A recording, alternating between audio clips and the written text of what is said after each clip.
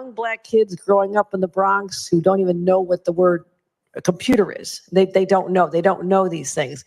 And I want the world open up to all of them, because when you have their diverse voices innovating solutions through technology, then you're really addressing society's broader challenges.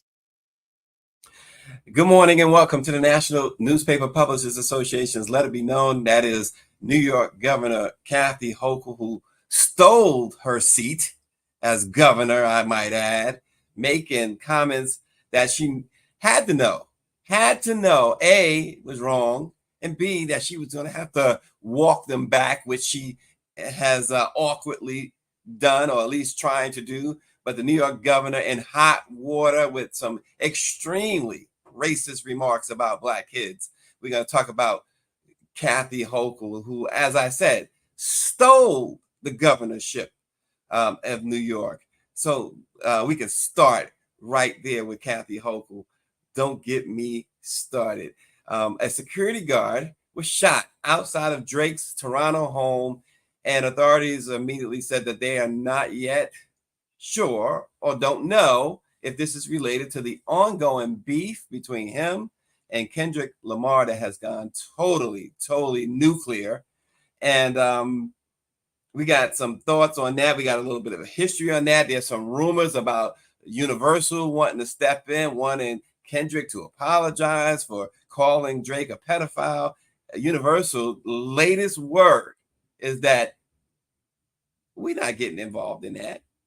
And you know what? It's making them a whole lot of money. They could care less if that shooting is related. They can care less if this does turn to the streets and gets really physical.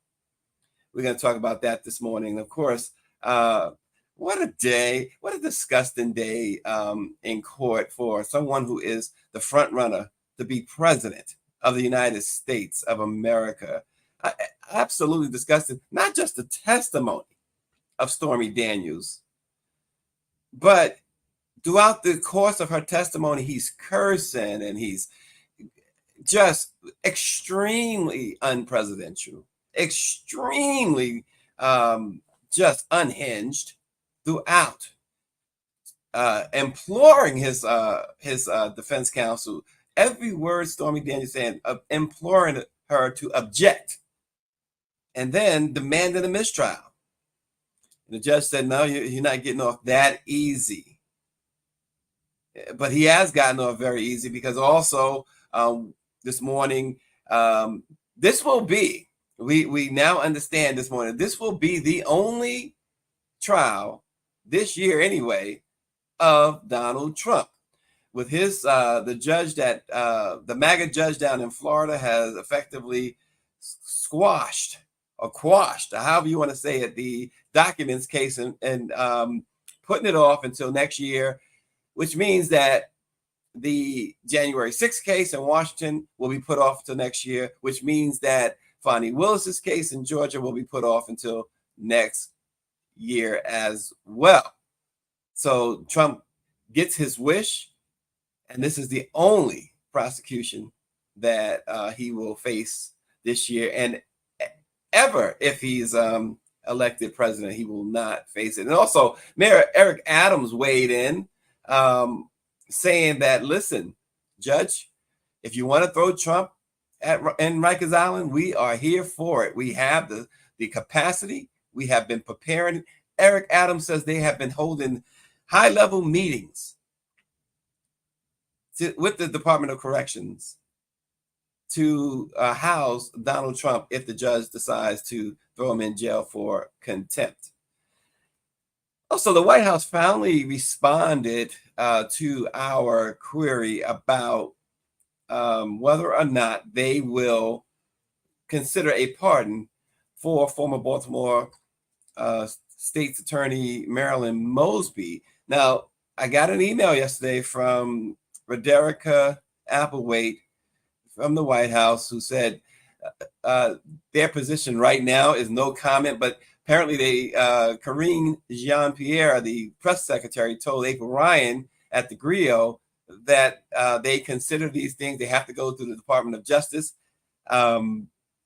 So she gave her a little bit more than just the no comment on that.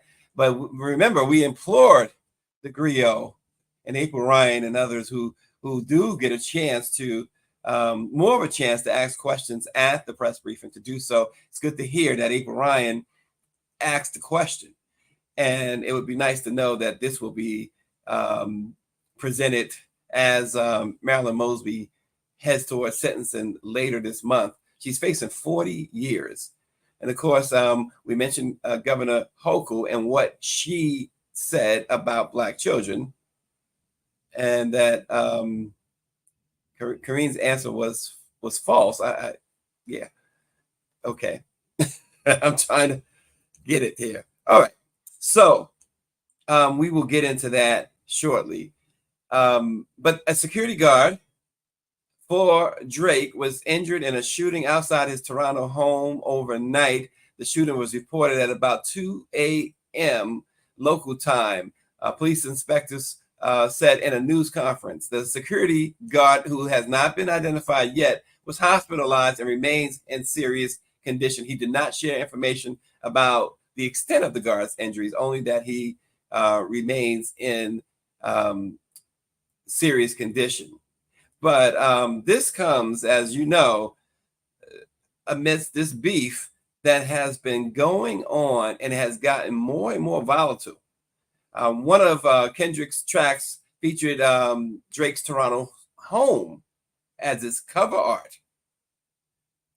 And again, the police said that they can't speak to that being a motive at this time. They are still investigating. They also didn't confirm whether or not Drake was home at the time of the shooting, but the guard was standing outside when he was shot. And now police are saying also that they don't believe it was a simple drive-by shooting. However, they can't, something else they can't confirm. Was it a drive-by, or was this a act that was premeditated and more than just a drive-by? So really interesting stuff. Now, there's rumors going on that Universal is imploring Kendrick to apologize for referring to Drake as a pedophile, that they want this beef to end. Now, both of them are signed to Universal through distribution deals.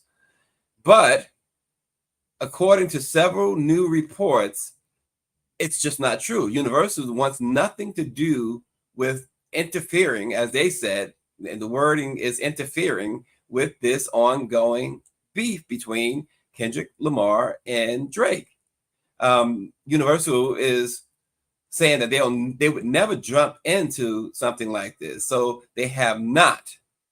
But the other part of that is it's caused a lot of attention to these two artists, and subsequently has padded the bottom line of Universal, and that's always been a problem.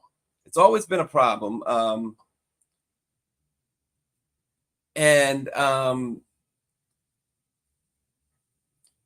It's always been a problem because we know that a lot of these beefs, a lot of the violence that we've seen in hip hop, the record labels have sat back and collected checks while mostly Black men and women, but it's been mostly the Black men with the violence in rap, have gone at each other, have died, have lost their lives.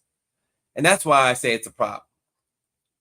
Not that we're saying that Universal should mediate this or get involved to that extent. These very talented, very intelligent young Black men should be able to resolve this on their own accord.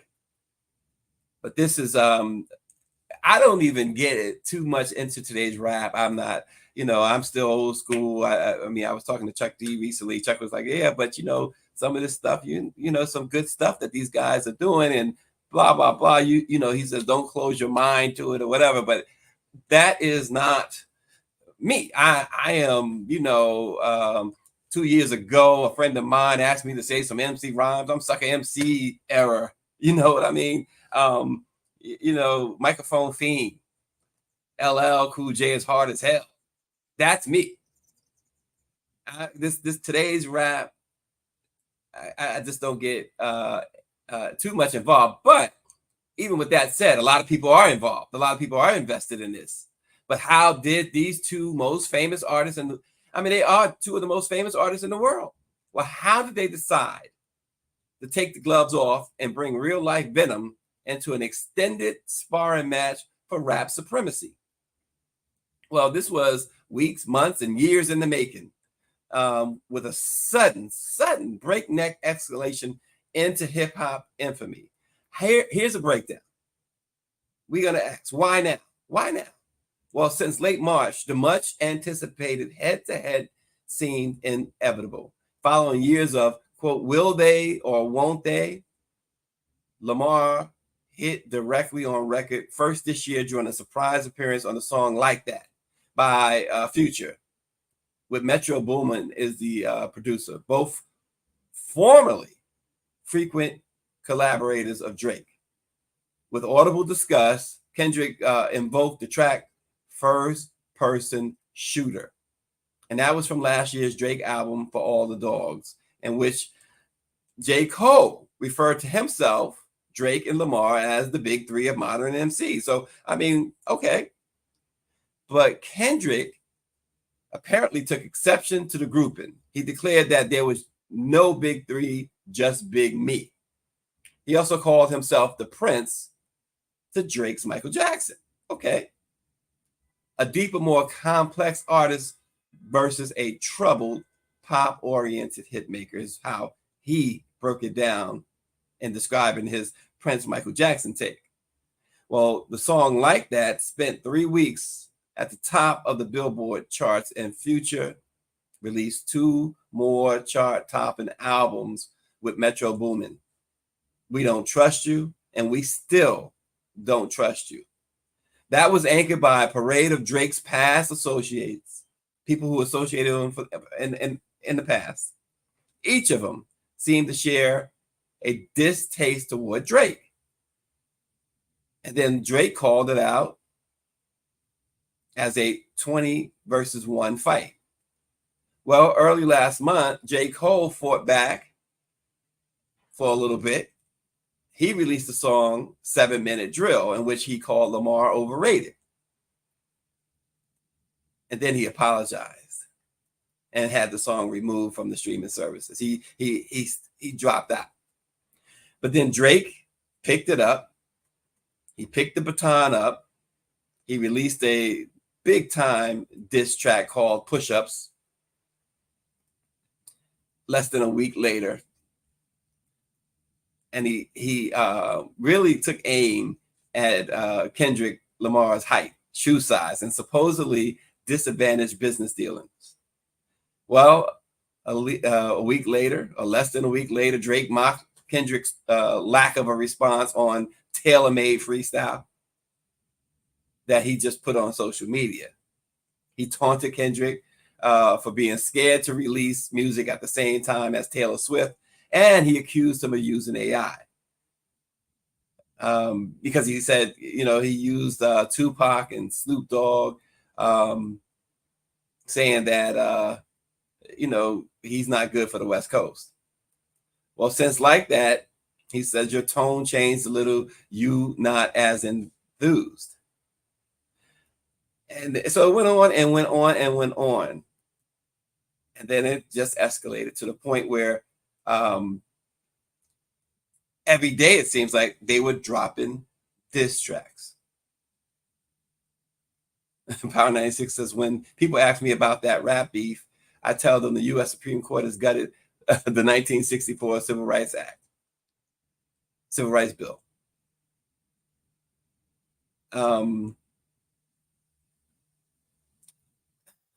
It's really sad to see this go on. I mean, people are getting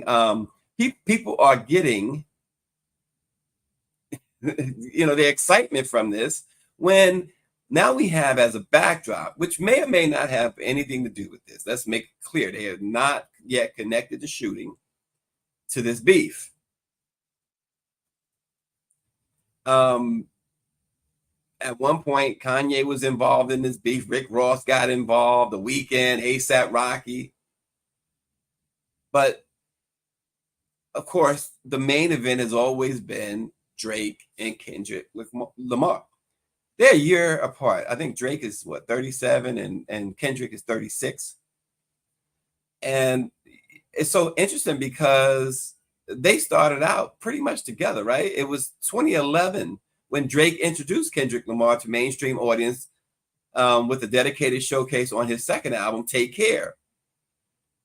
And then he gave him an opening slot on the arena tour that he was doing. And so they got off to a really good start. And now we come to this. There's the Poetic Justice, Good Kid, Mad City, all of that. And now we come to a shooting that could be at the center of this, because this is the week that this past week is when it really went nuclear. When Kendrick dropped Euphoria, and 3 sections of that song raised the temperature because he warned Drake about proceeding and insisted somewhat based, it's kind of like, is he being real or not?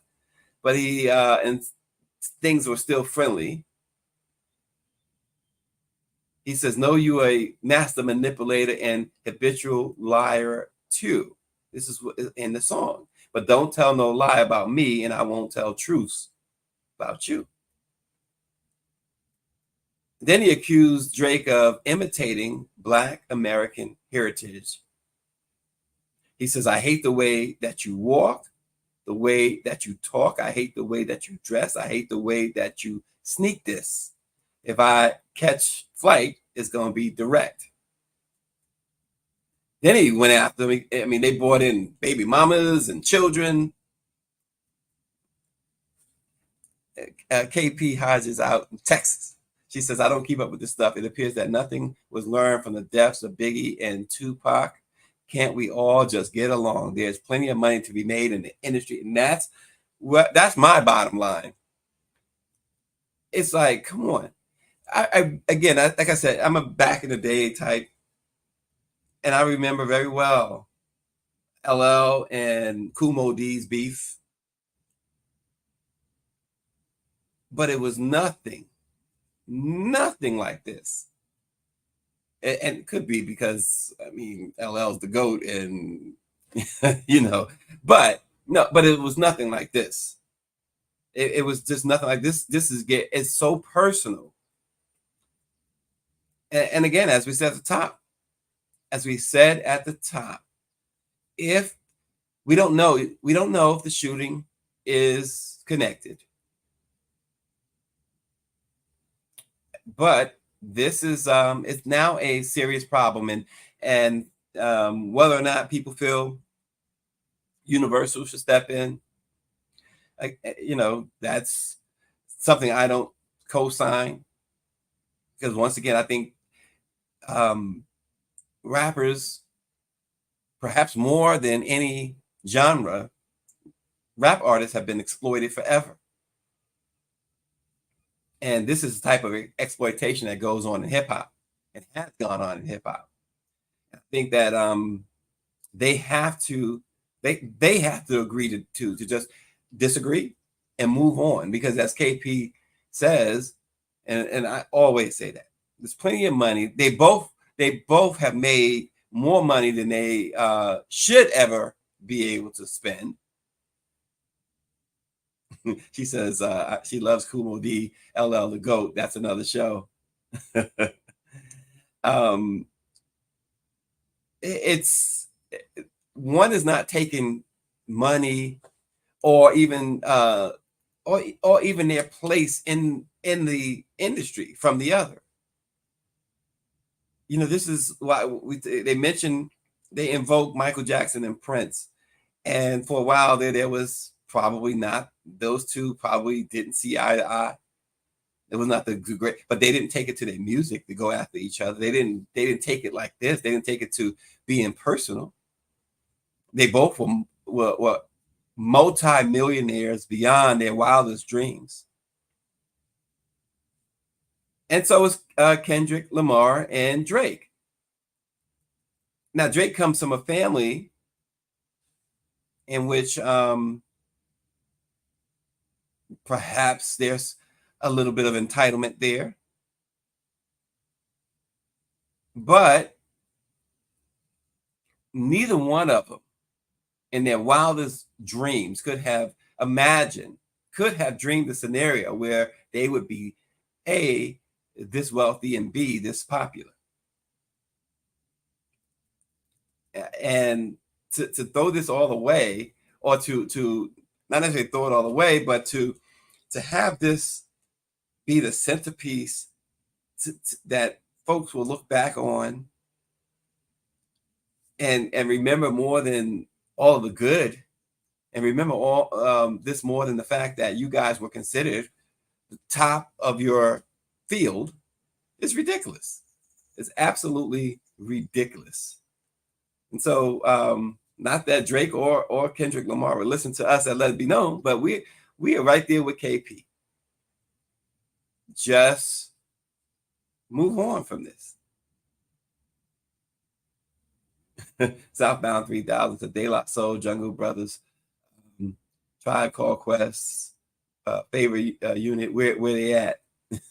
You know, I think folks are just not inclined to get involved in this. Those folks are not inclined at all to get involved in this. And as it was mentioned earlier, come on, we saw the Biggie Tupac situation, and neither one of them are here with us today. Both would still be relatively young men. Power 96, he's going to continue on with his message of sensibility. He says, just imagine if people voted in all elections like they followed rap beef. Just maybe we wouldn't have redlining, gerrymandering, and food deserts in our cities and neighborhoods. Sounds like something Dr. Chavis would say, Power 96. Oh, gosh. But yeah, that banner right there says it's getting heated. It's heated up. It's hot. It's white hot. And somebody needs to throw a little bit of cold water on this. And perhaps this incident at Drake's home yesterday will be that much needed cold water. And hopefully the security guard is able to recover from his wounds. But this is a topic we discussed. We wanted to bring because it was no longer, once the shooting happened. I would say and agree. I think it's something that we should not ignore anymore. I mean, we try not to entertain too much. And I hate to phrase it this way, but black on black stuff. And I won't say crime, but I'm just saying stuff in general. Kind of like we try to be more like Stephanie Mills. Stephanie Mills is 100%. She's not going after anybody black. She's always going to side with black. And so if we got black person versus black person, she's going with the black person. Southbound 3000 says, is DE and I excluded from the big record labels? Think about it. Yeah, and really interesting stuff. Well, yesterday was perhaps the most ridiculous day in the history of U.S. politics. It says a lot. But when you have not only a former president, but someone who's leading candidate to be the president in just a few months, when you have an individual like that who's sitting there after a porn star testifies that they had this affair, he didn't use protection, she spanked him, it was over before it got started, quick draw McGraw, and he's cursing And the judge is telling his attorneys, you know, you got to keep your client from using 4-letter words. And it's the most embarrassing day in American political history. It's got to be at least one of the most embarrassing days. He doesn't feel any embarrassment.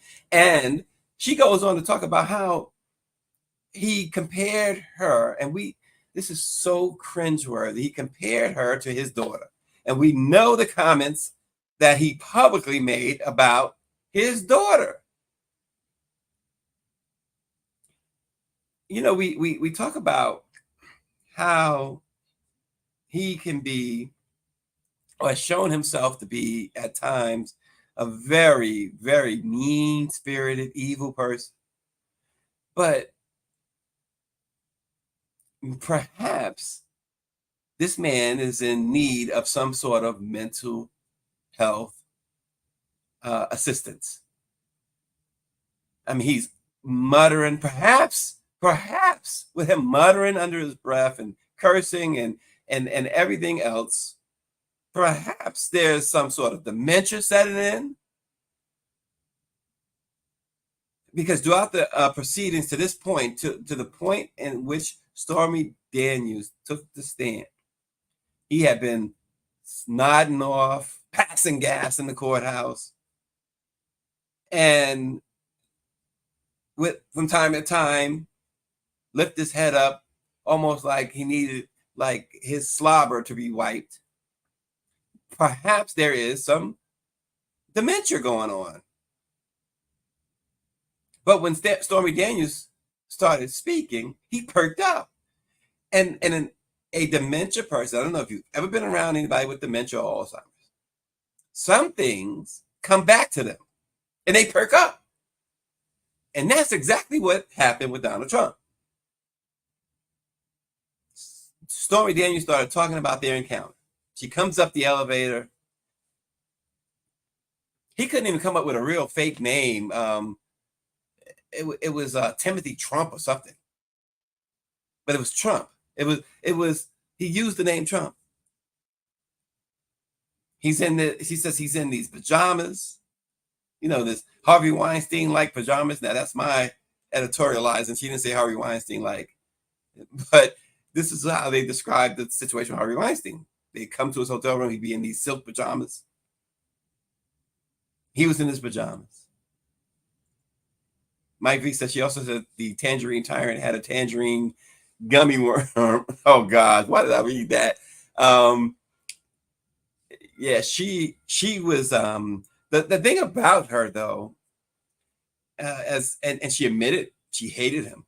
She said it on the stand, and that could come back to hurt the prosecution, because and she'll continue with cross-examination today, because the amount of and the level of hate that she displayed, her testimony is likely 100% true, but jurors are human beings, and so sometimes they only see action, they don't hear words. And what they were able to see demonstrably was her intense hatred of Donald Trump. And she talked about the money. She didn't care that it was $150,000 in hush money. And I believed her. She said it wasn't even about the money. She just she regretted taking her clothes off for this man. And this is a porn worker. This is somebody who takes her clothes off for everybody and do other unimaginable or imaginable things. Depends on what your imagination is. But she regretted it so much. And she absolutely despises this man. And it came across clear. And this is what the defense team has been harping on. Oh, so you'll say anything because you hate him. I mean, at one point she referred to him as an orange turd adult film star. Thanks, David. I was trying to find the politically correct way of saying that, and just for some reason it slipped my mind. And David had to have been reading my mind But she referred to him as an orange turd from the stand. It's a horrible day. It's just another. Yesterday Greer showed a clip of these Republicans saying how they must get rid of democracy, that this can't be a democracy. It's just another dagger. Yesterday was just another dagger into democracy in America. Because the fact that this guy, listen, I would never get involved in telling anybody vote for this person, vote for that, how to vote, whatever. But to even think that someone like this, with this track record, who appears from my untrained eyes to be battling this beginning stages of dementia, who compares an adult film star, thank you, David, to his daughter, whom he's previously talked about how, if she wasn't his daughter, and how hot she is, and how ridiculous does that sound, folks? How disgusting. It makes you vomit, want to vomit. Who looks at their daughter other than Woody Allen like that? Who? It's the most repulsive thing. And she's sitting there and they're having this conversation, and he tells her, she asks about his wife. She compliments his wife, and he says, oh, we don't even sleep in the same bed together. And the amazing thing is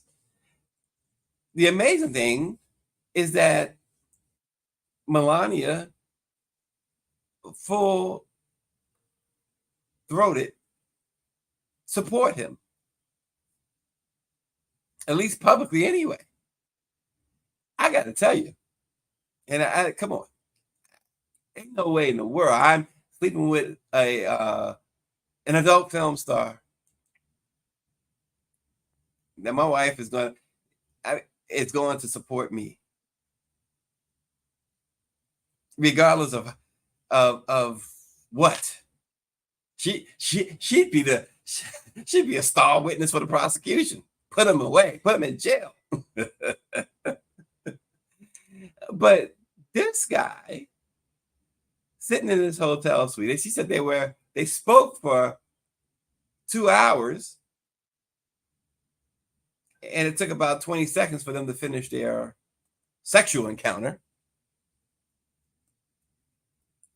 She said he talked about casting her on The Apprentice, which of course never happened. And then of course in 2016, she finally agreed not to disclose her story in exchange for $130,000 from Michael Cohen, who at the time was Trump's fixer.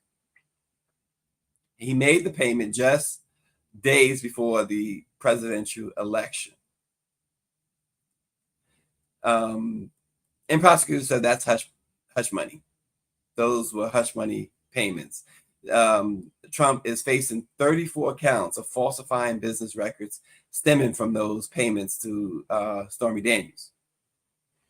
His defense attorneys have argued that the money was to cover Michael Cohen's legal fees. Of course, he's pleaded not guilty. He denies having sex with her. She said as part of the $130,000 payment, she couldn't tell her story about the sexual encounter or lack thereof. And the two couldn't have any contact. She said we have to pretend that we didn't know each other at all. She said she accepted the money, signed a non-disclosure agreement, even though she understood that Trump was the beneficiary of the agreement.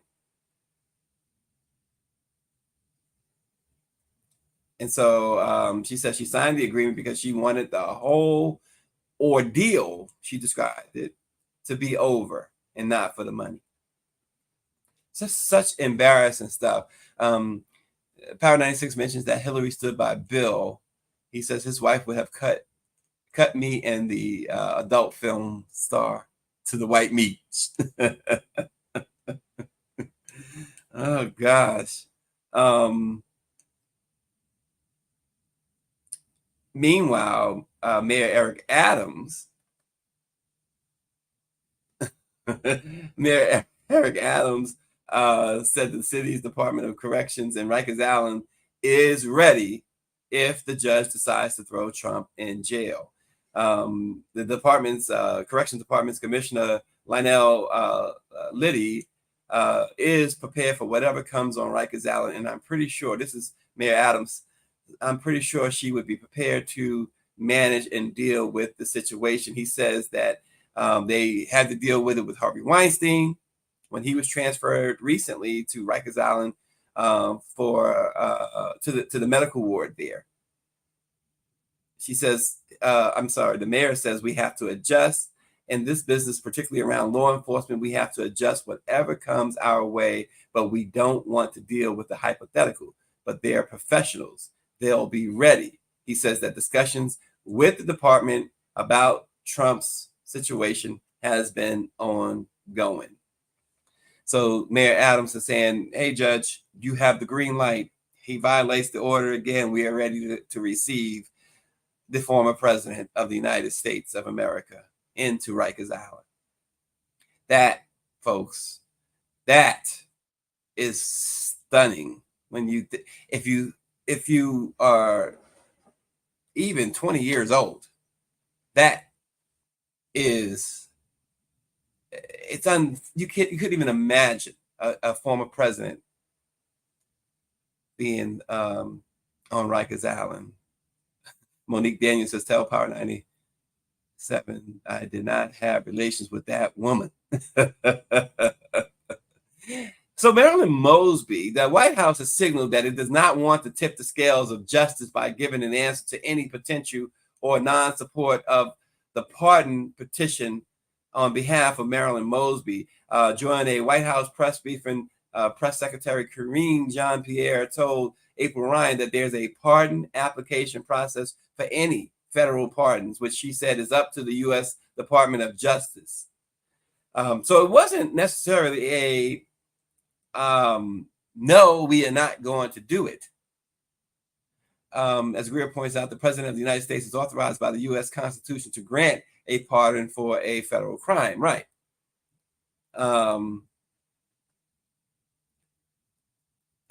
Mosby was convicted for lying on forms claiming hardship to withdraw money from her retirement to purchase a home.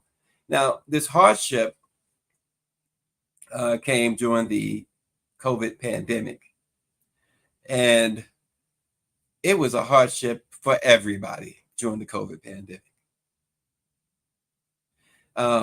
Bakari Sellers said that the potential excessive sentence for Marilyn Mosby is, quote, political persecution and retribution. And that's how a lot of folks feel. And it's good to hear Bakari Sellers speak out like that on this issue. Because, we know that she charged those 6 Baltimore police officers in the death of Freddie Gray in 2015. And so this petition that has been circulating, this petition wants the president to step in. You can't imagine. I can't imagine. And I've talked to many people. They can't imagine. Greer and I have talked about this. Vice President Kamala Harris not wanting, a former prosecutor herself, and of course a Black woman, not stepping in and saying, you know what, this is over with.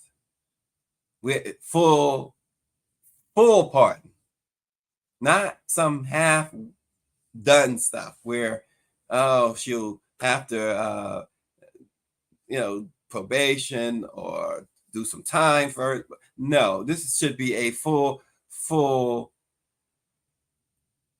pardon for Marilyn Mosby. $5,000 is what we're talking about. And again, remember, $5,000 of her own money. Whether or not she misled, saying that the money came from her husband or not. How do you separate? How do you separate the fact they married couple? If she said it's her husband's money, it's her money. How do you say it's my money and it's not my husband's money, or it's my money, it's not my wife's money? My money, now I'm speaking personally, is my wife's money. Now it's not the other way around, though, right? But the thing about it is, you know that this was nothing more than, as Bakari Sellers says, a political persecution. This young lady should not be facing 40 years in prison. And as Power 96 says, she actually cleaned up Baltimore's police department. That gang task force is no more. And we know what that gang task force was doing. They got convictions. And as he mentioned, yes, those cops are in prison for decades. Those cops were the primary enemy. And Mike V, you are touching on a nerve, especially when it comes to, as Power 96 says, the red bone, Dawn, because Mike V says, I'm interested in knowing what the DOJ is doing with Brett Favre and his financial scandal down in Mississippi. We have talked about that ad nauseum, as they say. And there's no outcry. Taking money from the poorest of the poor is what happened down in Mississippi, using welfare funds to build a soccer stadium for his daughter, and among other things, with the cooperation, obviously the cooperation of the governor down there at the time. Yes, Brett Favre, there's no question that that's an individual that needs to be prosecuted. The statute of limitations has not run out, despite the media and everyone else going quiet on that situation. Brett Favre needs to face some consequences for that. And that's a case in which he apparently, allegedly lied to get the money. And we're not talking $5,000. We're talking about a few $1 million. And in some cases, in that whole Mississippi welfare scandal, we're talking about $100 million stolen from the poorest of the poor.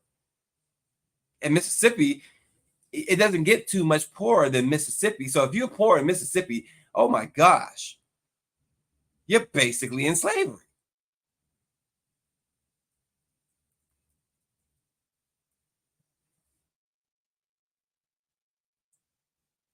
Governor Kathy Hochul, New York governor, says she regrets making an offhand remark that suggested that Black children in the Bronx do not know what the word computer means.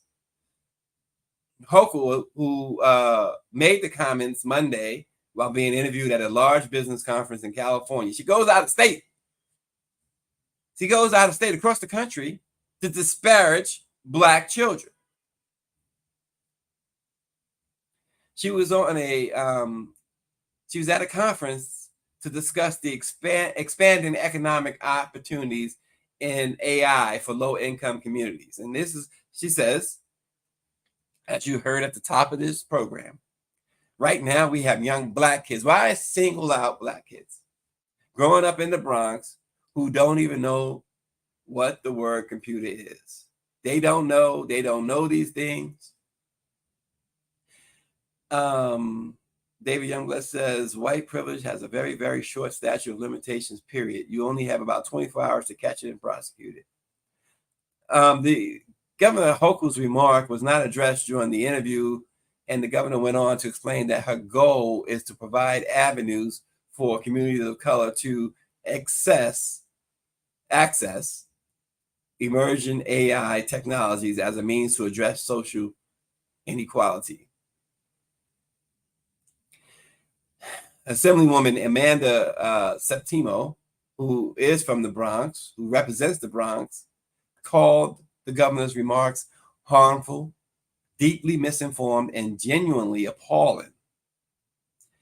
The governor released a statement later saying, "I misspoke and I regret it. Of course, Black children in the Bronx know what computers are. The problem is that they too often lack access to the technology needed to get on track to high-paying jobs in emerging industries like AI. That's why I've been focused on increasing economic opportunities since day one, and will continue that fight to ensure every New Yorker has a shot at a good paying job."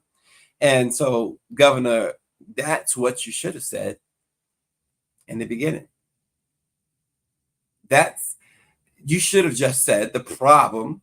You said it in your statement.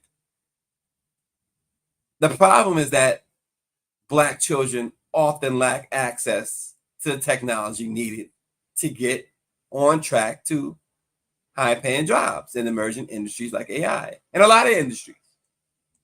That's where you should have began and ended. But to single out Black children, to make them look like buffoons,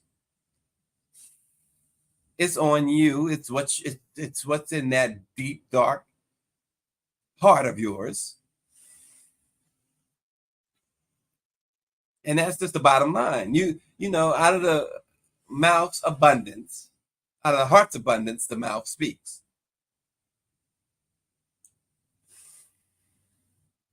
And so she went to California and decided to try and be cute and play fast and loose with racism, and got called out. But it is extremely true that our children need more access. But why is it that they don't have the access in the first place, Governor?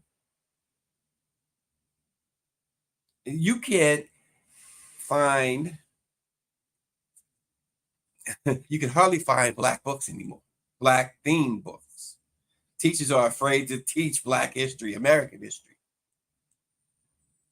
Let's start there. Let's fix that. But this is, again, boy, oh boy, now I'm going to sound like the broken record that some people probably say needs to stop. But this is, again, why I am so disgusted with Mayor Muriel Bowser's policies. And in fact, Daniel Glick now works for Muriel Bowser. He used to work in the U.S. House of Representatives for a couple of different legislators. Reached out to me yesterday. I got to call him today. In fact, we have to talk to Daniel Glick today, and maybe we could get Muriel Bowser on, let it be known, to discuss these policies of hers that don't address this. That's for sure. Don't address the lack of access that these Black children have. Maybe that's why. That's part of why, I should say. Maybe that's one of the many reasons why she's having trouble keeping Black children in public schools in DC. Because maybe there is nothing there to keep them. Maybe they recognize too that they're not giving them the tools that they need. Maybe that's part of it.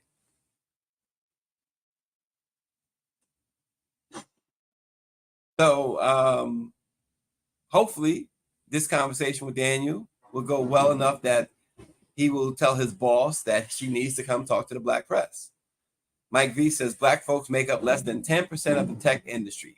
We make up less than 3% of the cybersecurity and less than 1% of AI. And that is the cold hard facts. And that's what Governor Hochul should have led with and ended with. And that's what we're going to end with this morning, folks. We appreciate you all. Go on to our YouTube page and hit the share, subscribe button, and then you can share it. But thanks for watching. We'll bring you some more headlines tomorrow. Thanks for joining us.